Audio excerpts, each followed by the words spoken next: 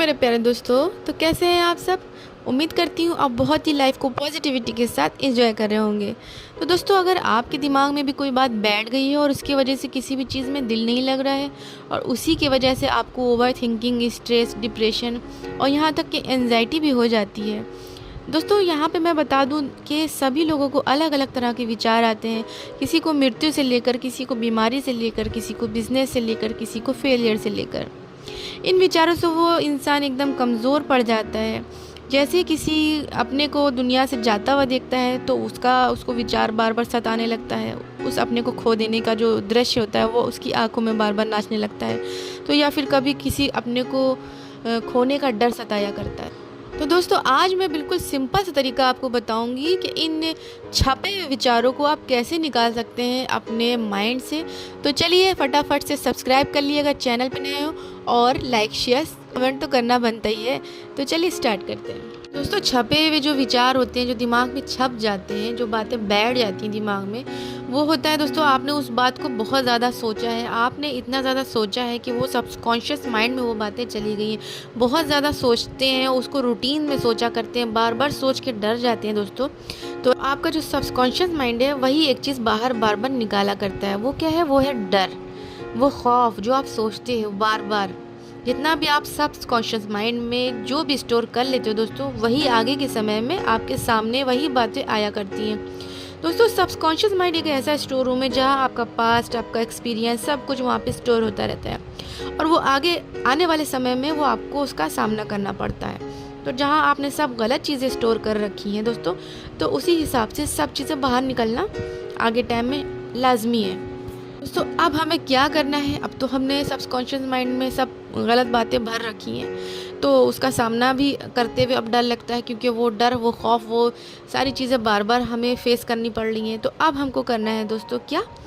चलिए बताते हैं।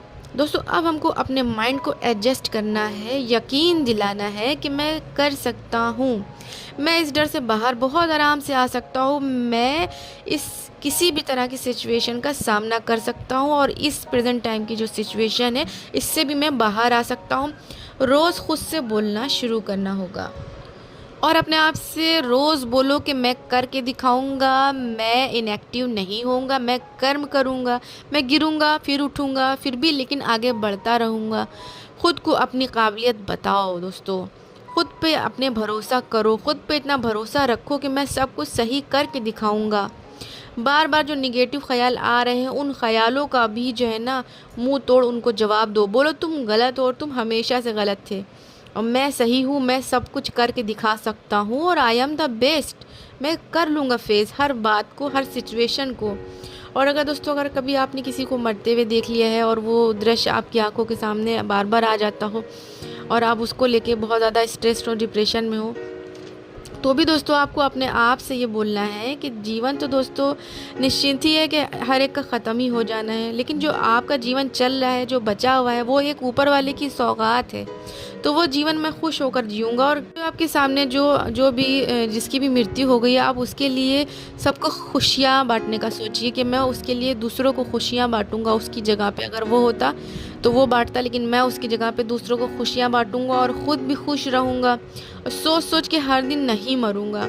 तो दोस्तों, आपको कुछ दिनों तक बार बार पॉजिटिव ख्यालों को लाकर खुद पर भरोसा रख के अपने सबकॉन्शियस माइंड में ये बात छाप देनी है कि I am not a loser. बस दोस्तों, आप रोज़ रोज़ यही सब अपने माइंड में छापते रहेंगे तो आप कुछ दिनों बाद देखना कि वो पहले वाली बातें बहुत ज़्यादा कमज़ोर पड़ चुकी होंगी और आप पहले से ज़्यादा अपने को कॉन्फिडेंट महसूस करेंगे। और फेलियर का डर होगा तो वो भी ख़त्म हो चुका होगा, क्योंकि लोग फेलियर इंसान को भी बहुत ज़्यादा डिमोटिवेट कर देते हैं कि भाई तुमसे नहीं हो पाएगा।